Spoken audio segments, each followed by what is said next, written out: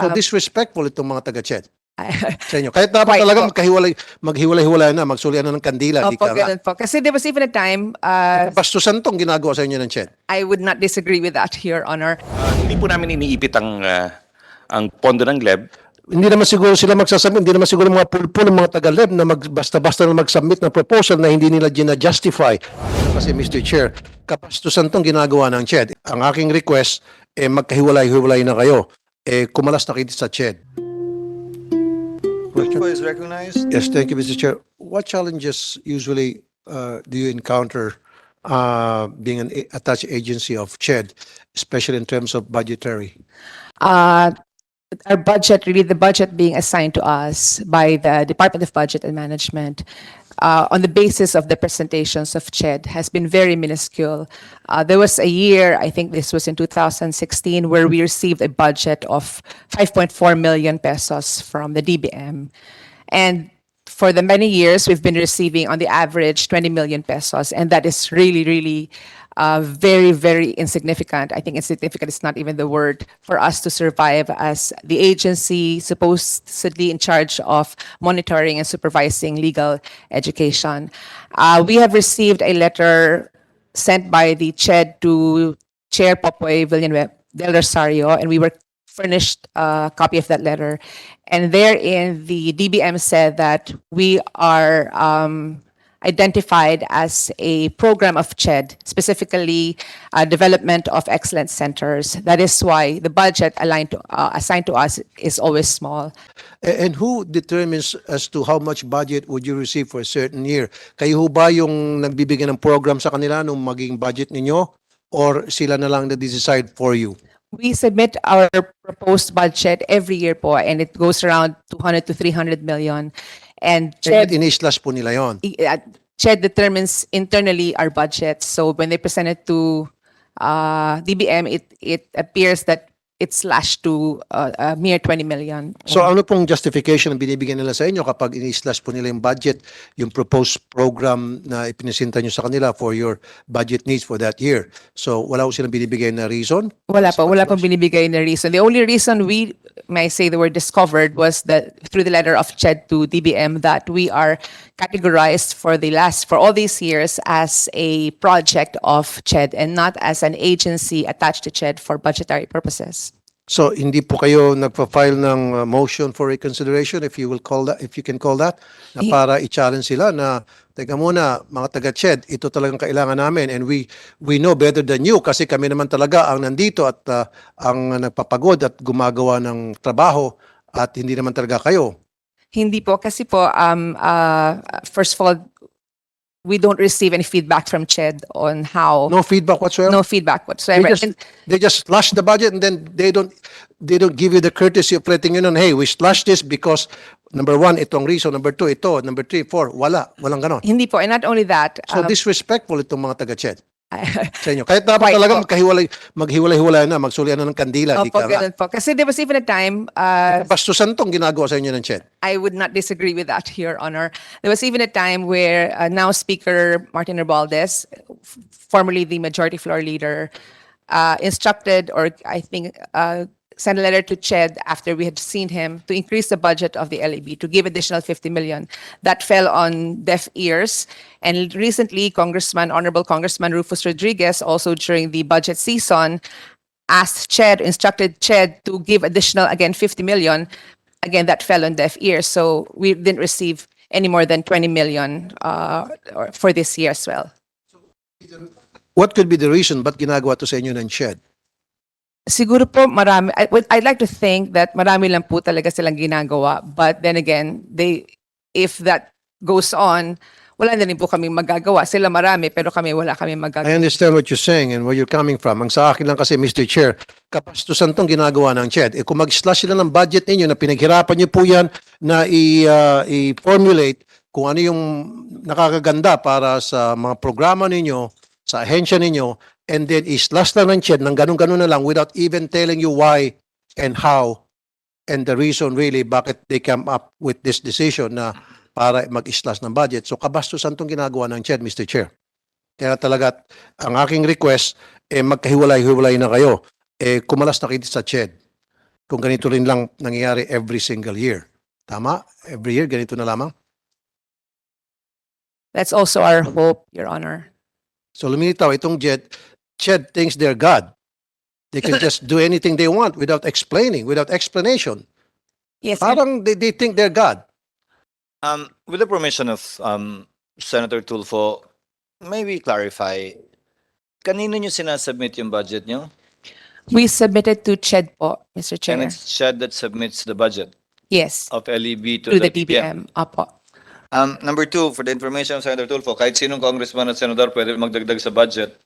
But when they ask CHED to add to it, it means CHED should subtract from its existing programs. Kung kaya kang kumuha ng pondo para magpagawa ng kali sa isang barangay, ba't hindi kaya kumuha ng pondo mula sa ibang item sa budget para bigyan kayo ng 50 million? Hindi po namin iniipit ang pondo ng LEB. In fact, it's napaliwanag naman po kanina ng ating chairperson, Senator Cheese. Kung kami lang po, kung pwede namin ibibigay po namin. Gusto po namin ng ginagawa gusto naman namin pong ibigay. Yun nga lang, limitado rin po kami, tulad ng ibang mga ahensya, kung ano ang pwedeng maibigay talaga. At ang sinasabi rin naman po namin sa LEB, kung kinakailangan, may mga pondo, kailangan lang nila magbigay ng mga realistic proposals, feasible proposals, na pwede naming hanapan ng pondo po. Tulad po ngayon, maganda siguro kung mapakita rin nila ano yung mga sa kasalukuyang budget. Ano Sir, define realistic proposal. In your own definition, what is realistic proposal versus dun sa sinabit nilang proposal? Ganito po, siguro magandang ipakita sa buwan na ito. Ano ang plano niyong gawin? Magkano yung kailangan? But they already did that. When they submit their proposal, it's right there. Siguro, They sir, explained every single item that was being proposed. Hindi naman siguro sila magsasubmit, hindi naman siguro mga pulpo ng mga taga-LEB na basta-basta na mag-submit ng proposal na hindi nila gina-justify. So every single items there or every single words na inilagay nila doon, pinag-aralan na nila yon and they have studied it carefully. And then, pagdating po sa CHED, ipapasa po sa DBM and then you guys will act as God and then just slash the budget, yung kanilang pinaghirapan na para isubmit yung proposal sa inyo and without even telling them the decency and courtesy of informing them na, hey, inislash namin to because A, ito yon, B, ito yon, C. Wala man ng kortesiya. Kumbaga parang bastusan po. Yan po yung humble opinion ko lang ano po. yung itatama lang po namin, sabi ko nga po, wala po kaming dahilan para basta-basta bastusin ang CHED na gano'n. Lumalabas na pambabastos. Hindi po namin ginagawa yon. Sir, it's not only CHED. Ginagawa rin po yan sa mga iba't ibang agency. Yung sa akin naman po, sana from now on, Mr. Chair, magkakaroon ng practice na kapag nag-slash ng budget sa isang agency, not only left, dapat man lang the agency that slashed the budget should have the courtesy and decency to inform the agency na pinutulan ng budget para malaman nila kung bakit pinutulan. Para next time, alam na nila kung nag-submit sila ng budget for the next year, alam na nila na ito pala hindi pwede, ito pala hindi amendable doon sa submitan namin ng proposal namin. They know how to submit it. They know how to praise their when they defend the budget. Kami po ay sumusuporta sa ganung panukala dahil kami rin po sa CHED ay talagang kinaltasan din po ng pondo, lalo ngayong taon. Yung sinasabi kong isang paraan po, pakita talaga ano ba yung posible na magawa. Kasi pwedeng manghingi ng budget pero yung kailangan mapakita yung comparison sa Bakit capacity. nagsisisi na ako kung ba't kita ni-recognize? Pero, hindi, bibilis ako na, sir. No, we're talking about LEB. Yes, Mr. You're Chair. trying to answer a topic and a subject matter that was settled earlier already. Yes. And it's not doing Just to any good, continue- quite frankly. Just to continue with the points raised, on that, hindi po namin sila iniipit. Mr. Chair, Mr. Spooky just spooked me. Yes, sir. Ang pinag-usapan lang kanina, kaya ka ni-recognize ni Mr. Chairman ay magpapaliwanag ka tungkol doon sa budget na nag-slash kayo at hindi kayo nang babastos. Ngayon, pinahaba mo na, Hindi, sir. pinaikot-ikot mo. The good chairperson asked me on the points to be raised by CHED, Mr. Chair.